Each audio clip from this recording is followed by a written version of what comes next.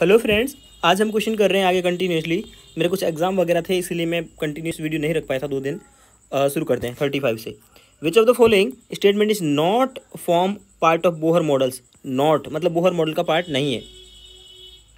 Energy of electrons is orbit are quantized.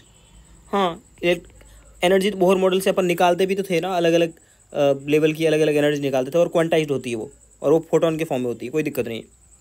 The electron in the orbit nearest nucleus has lowest energy. Nearest का बोलने का मतलब क्या है? एन का वैल्यू कम है। एन का वैल्यू कम होगा तो एनर्जी कम होगी। मैंने आपको बताया था कि एनर्जी वैसे होती है E = -13.6/n²। यहाँ पर n E is proportional to 1/n² है, फिर भी एन बढ़ने पर एनर्जी बढ़ता है। रीज़न ये था कि आगे नेगेटिव साइन लगा हुआ था। ठीक है, तो नियरेस्ट होगा मतलब एन की वैल्यू कम होगी, 1 2 3 होगी, तो क्या होगा? एनर्जी कम होगी। ये स्टेटमेंट भी करेक्ट है। अगला, electron revolve different orbital around nucleus. हाँ, इलेक्ट्रॉन कोई, ये मान लीजिए न्यूक्लियस है, तो कोई इस ऑर्बिटल में रिवॉल्व कर रहा है, कोई इसमें कर रहा है, अलग अलग में रिवॉल्व कर रहा है, इसने बोला था। और एक से दूसरे में जाएगा तो एनर्जी को एब्जॉर्ब या इमिट करेगा, ये भी बोला था।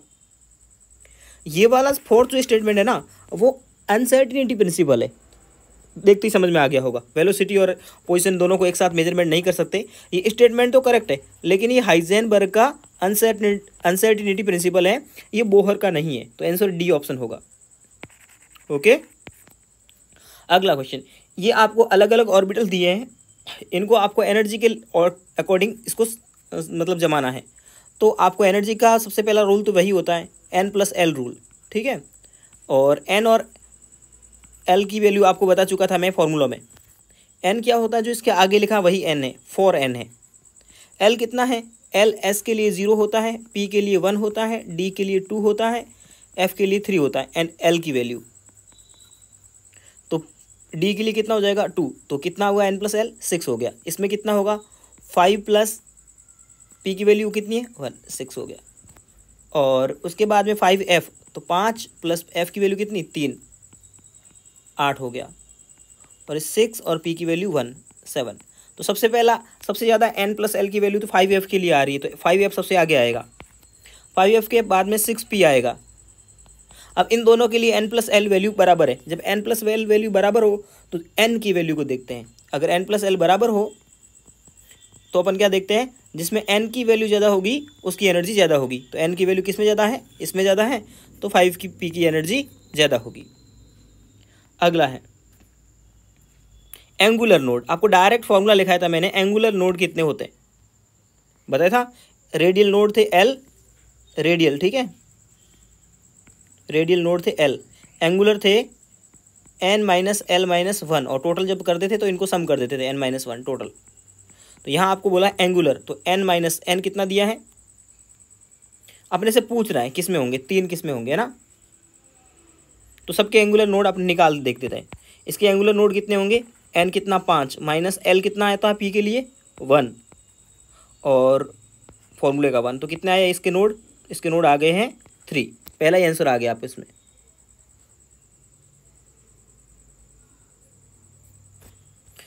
और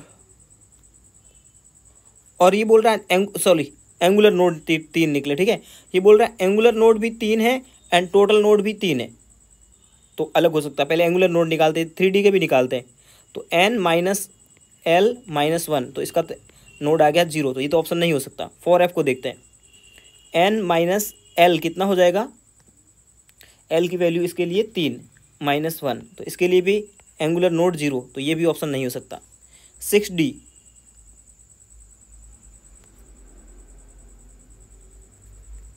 ठीक है। Orbital having 3 angular nodes, N-L-1 ही तो होता है। तो 5 माइनस पी की वैल्यू 1 -1, और इसमें हो गया 3 - 2 - 1, और इसमें हो जाएगा 4 - 3 - 1, इसमें हो जाएगा 6 - 2 - 1, ठीक है। और उसके बाद अपने को क्या रेडियल नोड भी पता नहीं, टोटल नोड भी पता करने हैं। टोटल नोड हो गया N-1। तो ये क्वेश्चन थोड़ा सा मिस्टेक है। अगर आप टोटल नोड के अकॉर्डिंग आंसर करने जाओगे तो ये बोलता है 3 एंगुलर नोड, 3 एंगुलर नोड है और टोटल नोड 3 है। तो अपने को टोटल नोड के अकॉर्डिंग अगर अपन आंसर करेंगे तो टोटल नोड होता है n-1, तो n-1 तो इसी में बैठेगा टोटल नोड। तो यहाँ कुछ ना कुछ गड़बड़ी की है इसने, ठीक है, ये क्वेश्चन यहाँ गड़बड़ था, टोटल एंगुलर नोड अलग पूछ रहा था, तो टोटल नोड तो इसी में बैठ रहे हैं n-1 यानी कि 4-1 3। ओके, अगला क्वेश्चन है रॉन्ग स्टेटमेंट पहचानना है। Total orbital angular momentum of electron s orbital is equals to 0। क्या होता है angular electron momentum? l+1 h/2π, यही होता है। l की वैल्यू 0 रखोगे तो s के लिए l की वैल्यू 0 होता है तो ये 0 आ जाएगा पूरा। मैंने फॉर्मूला भी लिखा है अभी ये डायरेक्ट ही, तो ये तो करेक्ट है। Orbital is distinct by 3 quantum numbers while electron in atom is 4 quantum number. हाँ, अगर इलेक्ट्रॉन एटम के अंदर है तो उसको 4 क्वांटम नंबर n, l और m, और वो अगर ऑर्बिट के बाद अंदर है, ऑर्बिट फिक्स हो चुका है, तो फिर n की कोई ज़रूरत नहीं पड़ेगी, सिर्फ s का काम चलेगा। तो ये स्टेटमेंट भी करेक्ट है। अगला इसने क्या किया देखिए, the value of m is 0, ये भी सही है, ये भी फॉर्मूले में लिखाई हुई मैंने डायरेक्ट, ठीक है। लेकिन इसको देखिए आप, क्या ये सही है? पहले सेम स्पिन में फिल किया जाएगा इलेक्ट्रॉन्स को, ठीक है, उसके बाद में स्पिन को चेंज किया जाएगा। इसने तो पहले ही उल्टा कर दिया, तो ये इनकरेक्ट है, सी वाला ही आंसर होगा। अगला क्वेश्चन है, ये मैंने डायरेक्ट लिखाया था फॉर्मूला, आपको 3 फॉर्मूले लिखाए थे हाइजेनबर्ग की वाले, तो उसमें एक था ये। ओके, ये स्टेटमेंट करेक्ट है, अपने को रॉन्ग ढूंढना है। Half field and fully field orbitals have greater, हाँ, हाफ फील्ड और फुल फील्ड ऑर्बिटल जो होते हैं ना, उनकी स्टेबिलिटी ज़्यादा होती है क्योंकि उनकी एक्सचेंज एनर्जी ग्रेटर होती है, ठीक, और सिमेट्री की वजह से। अब हाइड्रोजन के लिए, ये हाइड्रोजन एटम के लिए बोल रहा है, तो हाइड्रोजन के लिए मैंने आपको लिखाया था 1s की एनर्जी कम होगी 2s, और 2s और 2p की एनर्जी बराबर होगी, और फिर 3s 3p और 3d की एनर्जी बराबर होगी।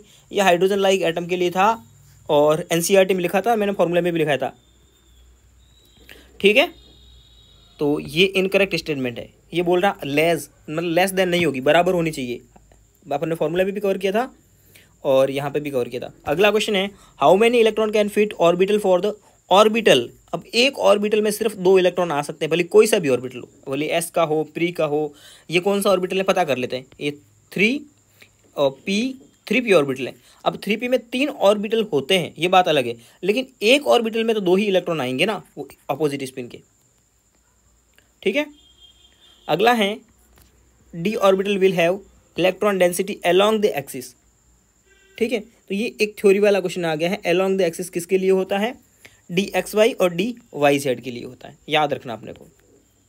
अगला question, 2 electrons occupying the same orbital are, अब एक ही ऑर्बिटल के अंदर आ गए हैं 2 इलेक्ट्रॉन, तो उसको किससे अलग करोगे? उसको स्पिन से अलग करोगे, क्योंकि उसका स्पिन अलग अलग होगा, एक क्लॉकवाइज एक एंटी क्लॉकवाइज। आसान था ये तो। अगला, increasing energy of orbital atom titanium. अब कोई सा भी एटम, अपने को क्या मतलब है, अपने को तो ऑर्बिटल की एनर्जी पता करनी है। 4s 3s 3p और 3d, n+l रूल लगाएंगे अपन। n+l इसके लिए कितना होगा? 4, इसके लिए होगा 3, इसके लिए होगा 4 और इसके लिए होगा 3 और 2 5, n+l।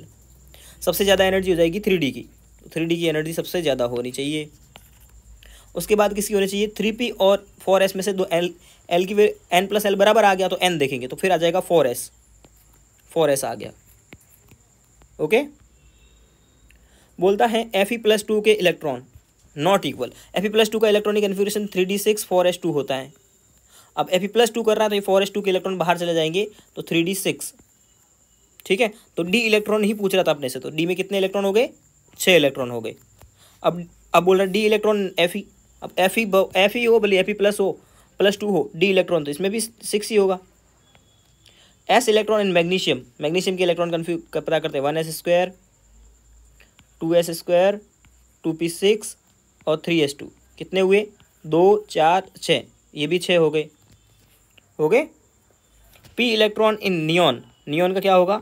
1s², 2s², 2p6 होगा, इसमें भी p इलेक्ट्रॉन कितने हो गए? 6 हो गए।